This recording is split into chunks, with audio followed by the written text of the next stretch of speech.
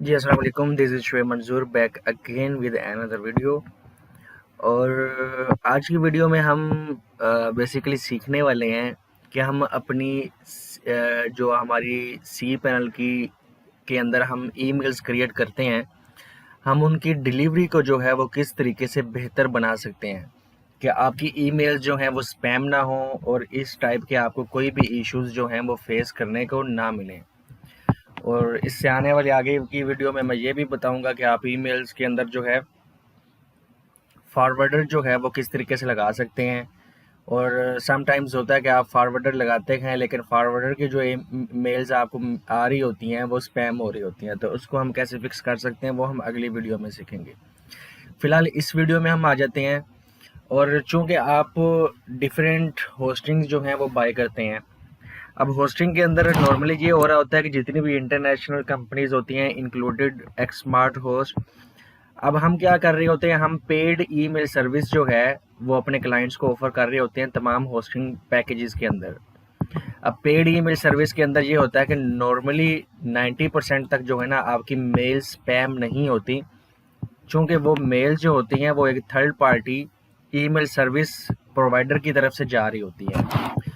और बहुत सारी कंपनीज ऐसी होती हैं कि वो सर्वर जहाँ से परचेज करती हैं, वो जो सर्वर्स के आईपीज ही होते हैं उन्हीं को यूज़ करती हैं ईमेल्स के लिए। तो उसमें ये होता है कि आपकी मेल्स जो हैं 60% 40% तक डिलीवर होती हैं और 50% से 60% तक आपकी मेल्स जो हैं डिलीवर ही नहीं होती।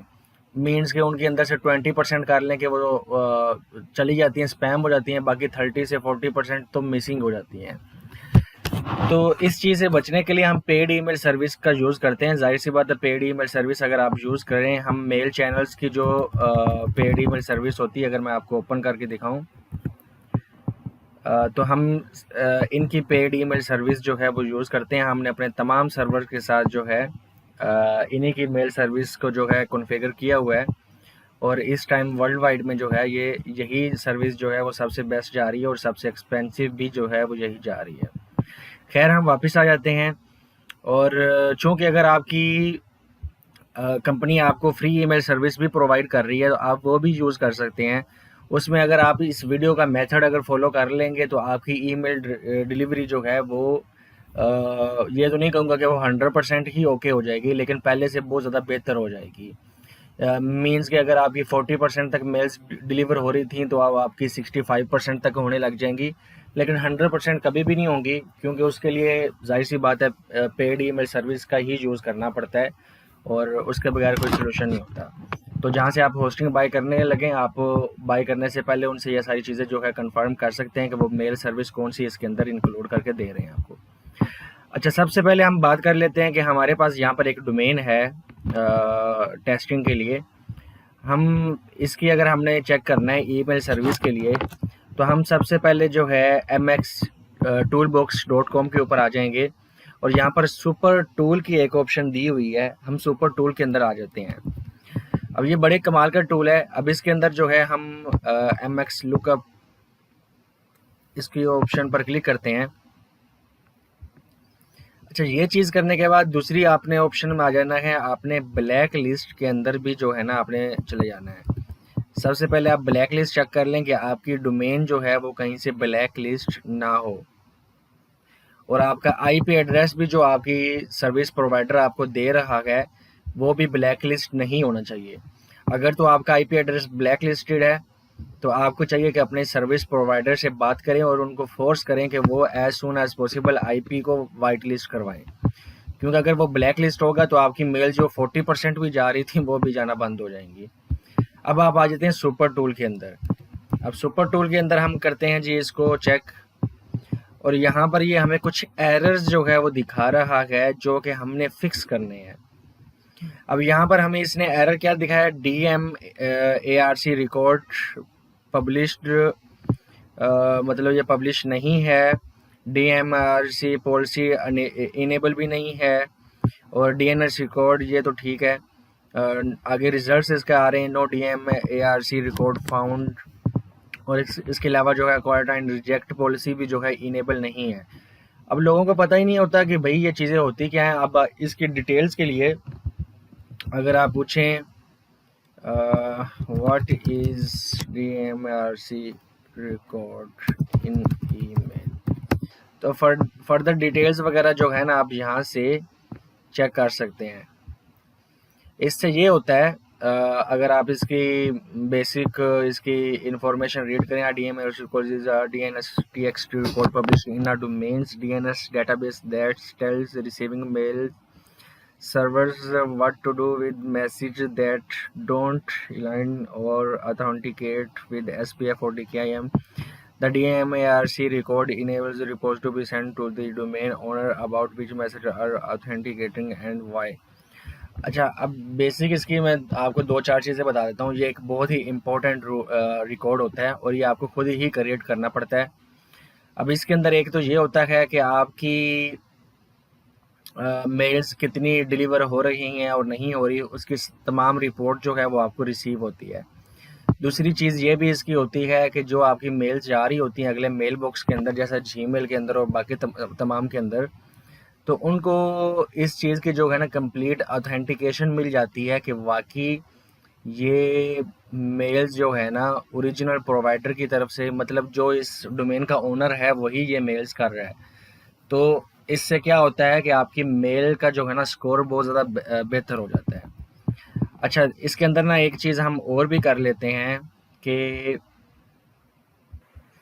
हम जो है मेल टेस्टर पे जाकर जो है ना मेल का इस टाइम क्या स्कोर आ रहा है उसको भी चेक करते हैं।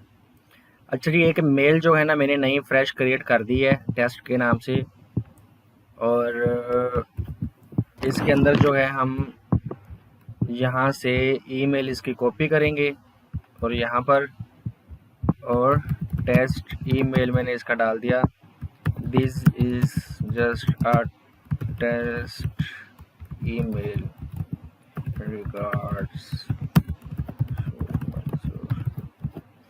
अच्छा, एक टेस्ट मैसेज जो है मैंने छोटा सा लिख दिया है। अब इसको जो है हम सेंड कर देते हैं, और सेंड करने के बाद जो है यहाँ पर जाकर चेक कर लेते हैं कि इस टाइम इस मेल का स्कोर क्या आ रहा है। और बाकी ये चीज़ें इम्पेलीमेंट DMARC भी इम्पेलीमेंट करने के बाद जो है ना हम इसका स्कोर वगैरह जो है वो चेक कर लेंगे।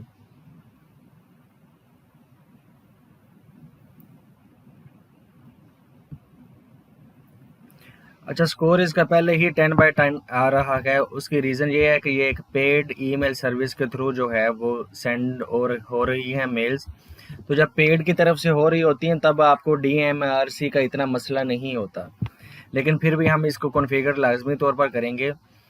और यहाँ पर जो है ना ये आपको सारी डिटेल्स वगैरह जो है ना वो आपको बता रहा होता है।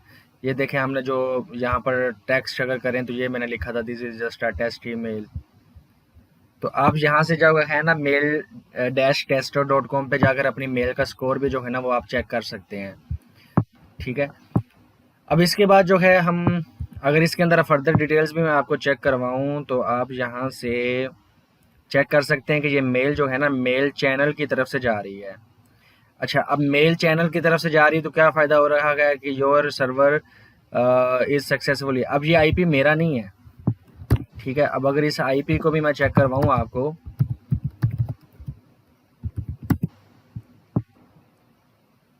तो ये देखें ये आईपी भी जो है ना मेल चैनल वालों का है। तो ये पेड ईमेल सर्विस यूज़ करने का फ़ायदा ये होता है कि ये मेल चैनल वाले क्या करते हैं कि क्योंकि हम अगर सर्वर की मेल से जो है ना वो सेंड करते हैं आईपी से, वो एक ही आईपी होता है और उसके ऊपर स्पैमिंग होती रहती है, तो वो ब्लैक लिस्टेड हो जाता है। ब्लैक लिस्टेड नहीं भी होता तो वो आपको फिर भी जो है ना फुल स्कोर नहीं दे सकता। अब ये ख़ास डेडिकेटेड आईपीज़ होते हैं और ये हज़ारों की तादाद में होते हैं, और ये मेल चैनल वाले जो हैं ये अपनी जाहिर सी बात है मेल सर्विस दे रहे हैं, तो ये फ्रेश आईपीज़ जो है ना वो अपने सिस्टम में डालते रहते हैं। जो भी आईपी ब्लैक लिस्ट होता है उसको इनके सिस्टम से वो जो है ना ऑटोमेटिकली निकल जाता है। तो ये सारी रीज़न्स होती हैं कि आपकी मेल सर्विस जो है ना वो 100% वर्क करती है, उसकी ये रीज़न्स होती हैं। अच्छा खैर, अब हम आ जाते हैं जी जो हमारा टॉपिक था, और ये सारी एक्सप्लेनेशन आपके सामने करने का मकसद यही है कि आप ये सारा जो है ना टॉपिक और ये सारी बात समझें कि ये, क्योंकि ईमेल का जो है ना इशू बहुत ही ऐसा हसास इशू होता है कि आपको इसके ऊपर ये जो है ना ये सारा वर्क करना पड़ता है। अच्छा, अब हम जो है ना DMARC रिकॉर्ड जो है ना इसको क्रिएट करते हैं। DMARC रिकॉर्ड जनरेटर अगर आप टाइप करेंगे तो हमें यही साइट मिल गई है। अच्छा, हम इसी के ऊपर जो है यहाँ पर जो हमारी डोमेन नेम है हम इसको कॉपी करेंगे और यहाँ पर हम अपनी डोमेन पुट कर देंगे चेक DMRC रिकॉर्ड। अच्छा, रिकॉर्ड नहीं था तो इसने अब ये तरीका बता रहा है how to create a DMRC record. अब ये हमें तरीका बता रहा है कि ये आपका रिकॉर्ड जो है ना कुछ इस तरीके से आपको क्रिएट करना है, ठीक है। अब इसके अंदर हम क्या कर रहे हैं कि अब इसके अंदर हम जो है ना 2 पॉलिसीज़ हमें मिल रही हैं, क्वारंटाइन और रिजेक्ट की है, तो हम इसके अंदर क्वारंटाइन जो है वो यूज़ करेंगे, रिजेक्ट हम यूज़ नहीं कर रहे। यहाँ पर आपने अपनी पर्सनल ईमेल एड्रेस जो है वो आपने पुट कर देनी है, ठीक है, जो भी आपकी जीमेल की है, ताकि तमाम रिपोर्ट्स जो है ना वो आपको इसी ईमेल के ऊपर जो है ना वो आया करेंगी। मैं फ़िलहाल जो है इसके ऊपर टेस्टिंग के लिए ये अपनी ईमेल जो है वो कंपनी की पुट कर देता हूँ। सेम यही ईमेल एड्रेस है, आपने यहाँ पर भी पुट कर देनी है।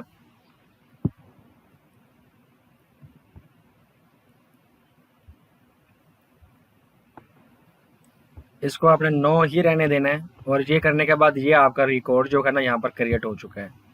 अब इस रिकॉर्ड को हमने क्या करना है कि वो बता रहा है कि आपने TXT रिकॉर्ड क्रिएट करना है, नेम आपने ये वाला डालना है।